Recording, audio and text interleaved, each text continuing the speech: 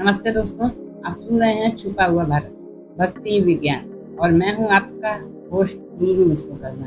आज हम एक ऐसे विषय पर बात करने जा रहे हैं जो आपके जीवन को प्रभावित कर रहा है, लेकिन आपको पता भी नहीं चल रहा। सवाल यह है कि क्या रील्स सिर्फ मनोरंजन के लिए बनी थी या यह आपकी सोच पर कब्जा करने का एक डिजिटल जरिया है।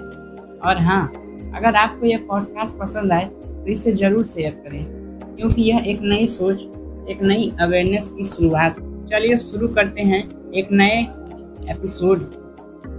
एक समय था जब शाम के वक्त हम प्रकृति के साथ बैठते थे, किताबें पढ़ते थे, ध्यान लगाते थे। आज हर हाथ में मोबाइल है और हर आंख स्क्रीन से चिपकी हुई है। रील्स एक छोटी वीडियो फॉर्मेट थी, 15 से 30 सेकंड के क्लिप्स जिसमें डांस, जोक्स या क्यूट चीज़ें होती थी। लेकिन धीरे धीरे यह एक डिजिटल नशा बन गया। हर स्वाइप, हर स्क्रॉल के साथ आपका ब्रेन एक केमिकल रिलीज करता है, डोपामिन। डोपामिन एक न्यूरोट्रांसमीटर है जो आपको खुशी और रिवार्ड का एहसास दिलाता है। जब आप किसी नए रील को देखते हो तब डोपामिन का छोटा एक्सप्लोजन होता है और आप और देखते जाते हो, स्क्रॉल करते ही जाते हो। जब यह डोपामिन बार बार रिलीज होता है बिना किसी एफर्ट के, बिना किसी मेहनत के, तो दिमाग की सेंसिटिविटी धीरे धीरे कम हो जाती है। इससे सोचने की शक्ति कम हो जाती है, ध्यान लगाना मुश्किल हो जाता है, चाहे वो कोई भी काम हो। किताबें या ध्यान बोरिंग लगने लगते हैं। ऐसी चीज़ें जो हमें फायदा करती है, जो हमारे लिए बहुत ज़रूरी है, वही चीज़ें हमें बोरिंग लगने लगती हैं। मन चंचल और अशांत हो जाता है।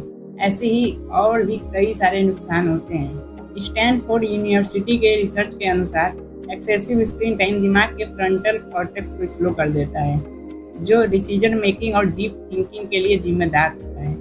सनातन भारत में ऋषियों ने हमेशा एक बात कही, मन संयम ही असली बल है। जब ऋषि मुनि वन में तपस्या करते थे, उनका मकसद था अपने मन का नियंत्रण, ना कि डिस्ट्रैक्शन। भक्ति, जप, ध्यान, ये सब भी डोपामिन देते हैं, लेकिन ये डोपामिन आर्टिफिशियल नहीं बल्कि डीप रूटेड होता है, जिसमें शांति, संतोष और स्थिरता होती है। पतंजलि के एक योग सूत्र के अनुसार योगा चित्त वृत्ति निरोध, अर्थात योग का तात्पर्य है मन के विचारों को नियंत्रित करना।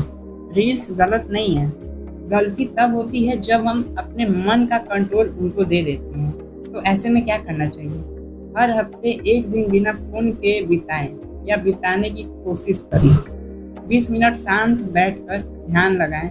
हर रोज एक स्पिरिचुअल किताब, ऐसी किताबें जो हमें अच्छी चीजें करने के लिए प्रभावित करें, उस किताब से कम रोज एक पेज जरूर पढ़ें। जब प्रार्थना और मेडिटेशन का सहारा लें, जिससे मन को स्थिरता मिलती है। जब आप अपने मन के मालिक बन जाते हैं, तभी आप सच में आजाद होते हैं। रील्स देखना गलत नहीं, लेकिन जब हम अपनी सोच छोड़कर सिर्फ नाच गाना में खो जाते हैं, तब असली प्रॉब्लम शुरू होती है। सनातन का संदेश है, विचार करो, विवेक चुराओ। भक्ति सिर्फ पूजा नहीं, एक मनोवैज्ञानिक प्रक्रिया है जो आपके दिमाग और जीवन दोनों को संतुलित करती है। मैं हूँ वीरू विश्वकर्मा और यही था हमारा पहला एपिसोड, छुपा हुआ भारत, जिसमें भक्ति भी है और विज्ञान भी। मिलते हैं अगले एपिसोड में एक नए सत्य के साथ। धन्यवाद, नमस्कार।